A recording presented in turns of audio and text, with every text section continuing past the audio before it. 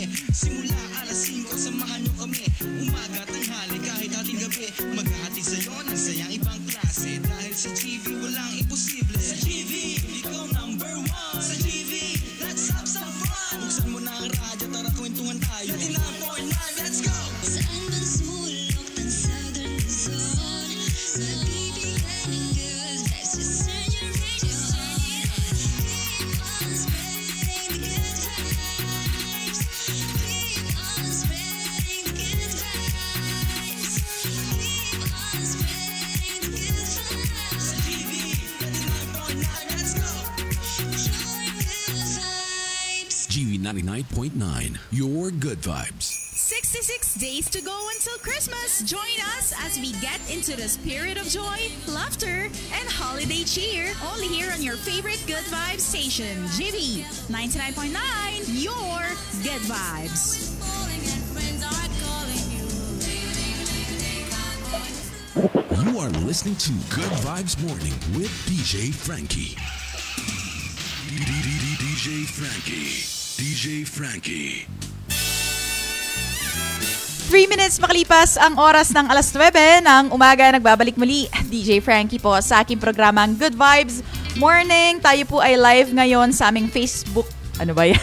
Sa aming Facebook page na GV 99.9 FM dahil may kasama po tayo via phone patch. At ngayon nga po ay International Chef's Day. Pero chef ba ang ating guest this morning? Again, my name is DJ Frankie at nakatuto kayo sa aking programang Good Vibes Morning from 6 a.m. to 10 a.m. At eto na, wag na magpatumpik-tumpik pa. Ipakilala na natin. Ating guest for today, si Mommy G. Si Mommy G na ang owner ng Mommy G's Lutong Bahay sa Batangas City. Good Vibes Morning po, Mommy G. Good morning. Good vibes sa ating lahat. Yes. Mommy G, baka may gusto kang batiin this morning. Binabati ko yung aking mga mahal na suki na palaging tumatangkilik sa aking mga lutong bahay. Ayan, lutong bahay. At aking mga worker na pasisipag. Kahit pagod na nakangiti pa rin.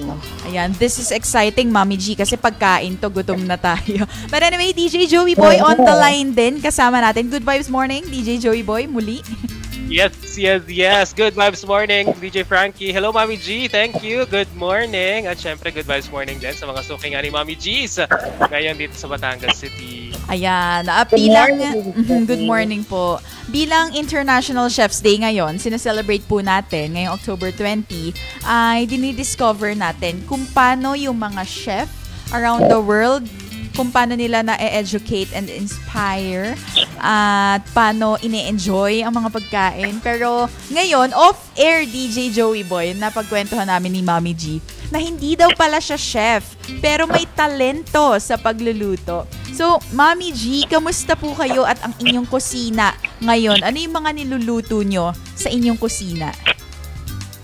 Sa ngayon, ang nasa niluluto ngayon sa kusina ko, so meron ako ngayon 10 kilo na dompilas na nabili sa palengke. Yun ay ngayon na isasaing, palalambutin ng tinik. At tapos yung iba naman, nagagawa ng kakanin na para pambukas na pandina bukas. Yan. So, pangbukas na yun, Mommy G. Yung pang kanina, parang before sumapit ang araw, ay piniprepare nyo na day before. Bali, yung mga employee ko, napasok sila dito ng 2 a.m. So, nagpiprepare sila ng papantinda, yung mga kailangan lutuin na hindi pwedeng i-prepare in advance. So, napasok sila ng 2 a.m. para sila ay magluto. Ayan, ganyan nga talaga, no? Ang buhay ng mga kusinero at kusinera. Mommy G, since nabanggit natin kanina, hindi ikaw chef pero may talento sa pagluluto. Paano po nagsimula yung interest nyo sa pagluluto? At meron po ba kayong inspirasyon tulad sa pamilya or kung saan man? Bali, yung tatay ko talagang magaling magluto. Yan. Mulata ako sa kanya yung pagluluto. Since ako ay padalawa sa... Kasi kami, marami kami magkakapatid, no? Kami 13 magkakapatid. So, padalawa ako sa panganay. So, yung aking panganay na kapatid, maagang nag-asawa. So, sa akin naiwan yung responsibilidad. So, doon ako nag-start na tutong magluto. Kasi yung tatay ko, at saka ang inay, maaga sila naalis ng bahay, nagtitinda sa palengke. Ako naiiwan sa mga kapatid ko para magluto ng mga pagkain nila. Ayan, ganun pala. Doon nagsimula, Mami G. Mami G, yung Mami G's lutong bahay na inyong negosyo, gaanong katagal na po siya?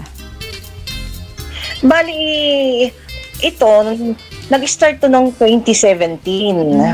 So, bali, hindi pa siya, wala pa siyang, kasi nag-start ako yung aking brand name na Mami G, nung nag-start ako sa Baymall dahil kailangan kasi So, pero, bali, nag-start ako dito na negosyo ko since 2011 dun sa Pasalubong Center. So, wow, konti pa lang. Ayan. So, Mami G, maitanong ko lang, ano ba ang pinaka-importanteng katangian ng sa buhay kusina o pagiging chef or magaling magluto? Kailangan matalas yung dila mo sa panlasa. Yan, sa panlasa mga ka-vibes hindi sa sa salita. Siyempre, pag sa salita may pagmamahal. And of course, sa pagluluto, may mas pagmamahal din. Agree ka ba doon, Mami G? Oo, at kailangan palagi meron doon. At saka kailangan ay matyaga. Matyaga ka. Laro yung tiyaga. At kailangan ay palaging yung pagmamahal palagi kasi yun ang isang number 1 rekado mo sa pagluluto mo. Ayan.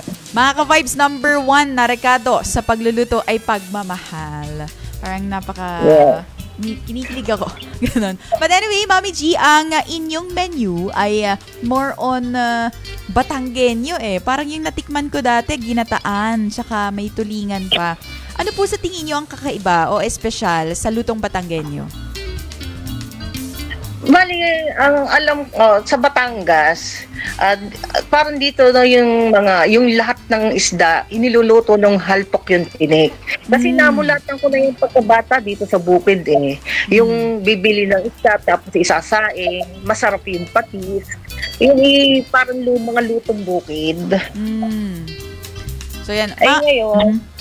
Ngayon, kumbaga yung lutong bukid na yon, kumbaga nilagyan natin ng konting twist. So yung meron tayong ginawang gata, yung tulingan ginataan natin. Siyasaing muna, tapos saka igagata. Tapos meron din tayong adobo sa gata, na tulingan. So nilalagyan na lang natin ng konting twist. Oo. Parang biglang gutom na gutom ako bigla sa in-explain ni Mami G. Pero ayan, may nanonood sa atin ngayon sa ating Facebook Live, si Paula Camille Sandoval. Hello, DJ Frankie daw. Hello to you. Good vibes morning po and I hope you're having a beautiful day. At eto, Mami G, may isa pa akong katanungan. Sa mga listeners natin na hindi po taga Batangas, paano nyo ipagmamalaki na ang mga lutuing lokal na dito lamang sa parang lutong Batangas, paano mo ipagmamalaki sa mga taga-ibang lugar?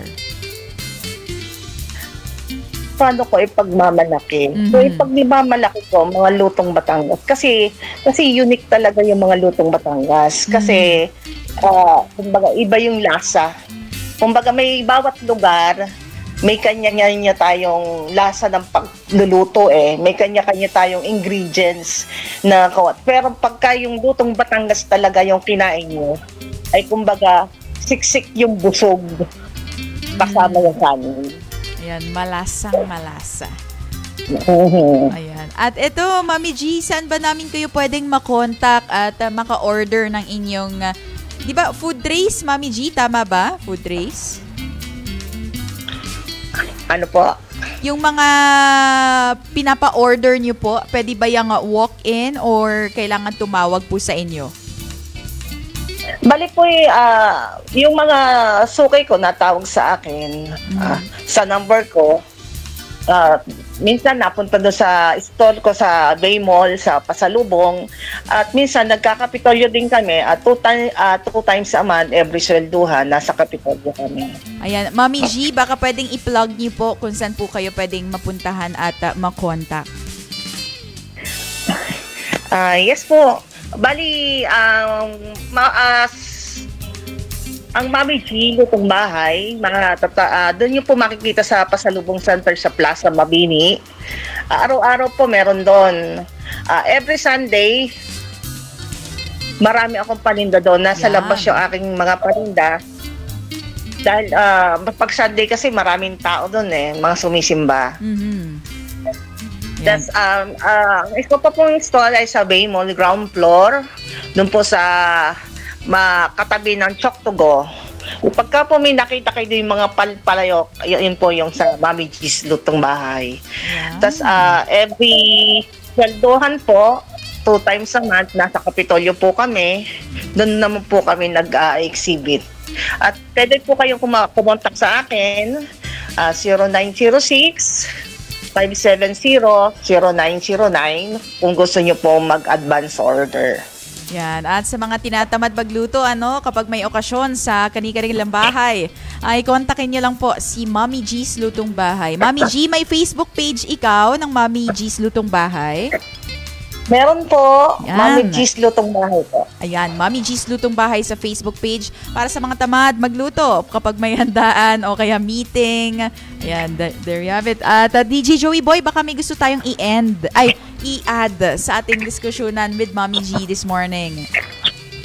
Oo, syempre mga ka-vibes ay iniimbitahan pa rin natin yung mga gustong umorder kay Mami G kung kakayanin ay advance order dahil alam naman natin in demand talaga ang Mami G's Lutong Bahay ay baka kayo magkaubusan para sure lalo na kung ito ay gagamitin ninyo sa mga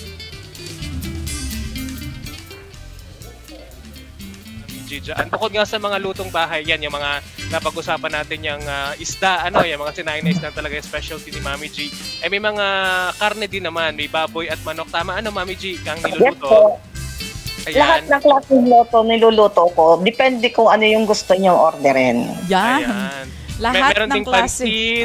Oo, may pansit, spaghetti. Meron din yan si Mami G, kompletong-kompleto. At syempre yung mga kakanin. Yan, kahit anong kakanin pa yan, caring-care yan ni Mami G. Yes po. Yan, Mami G, baka may mensahe ka po sa inyong mga kapwa tagaluto or sa mga chef na tagapakinig natin as we celebrate the International Chef's Day ngayong araw. Ang message ko lang, araw-araw laban lang sa buhay. Sa hirap na nangyayari sa bansa natin ngayon, saga at sipag lang at makakaahon din tayo. Yan. Thank you, Mami G. Let's fight the good fight of faith. At maraming salamat po sa inyong oras this morning. And DJ Joey Boy, is there anything more to add or to bate? Well, maraming salamat kay Mami G muli sa pagpapaunlak sa ating interview ngayong umaga. Biglaan pero maraming salamat kay Mami G. Ayan, at syempre, for sure makakasama pa natin si Mami G sa mga susunod pa nating episodes, lalo na't kapag usapang pagkain at usapang Batangas foods. Yes, for sure si Mami G. Oo, Mami G, I hope to meet you soon, ha? Okay, no problem po. Ayan. Basta may time tayong makapunta dyan sa studio nyo. Yeah. Thank you so much, Mami G. At mga ka-vibes, thank you din po. Thank you po. 15 minutos, makalipas ang alas 9 ng umaga. At eto, baliktugtugan tayo. Ang gusto kong makapanayam naman next time ay yung mga pastry, mga dessert, o kaya yung baka may gumagawa dyan ng gelato. Eto na muna ang ice cream. Sabay-sabay tayong lamigin ng Blackpink featuring Selena Gomez. Again, ako po si DJ Frankie. Dito lamang sa GV 99.9, Your Good Vibes.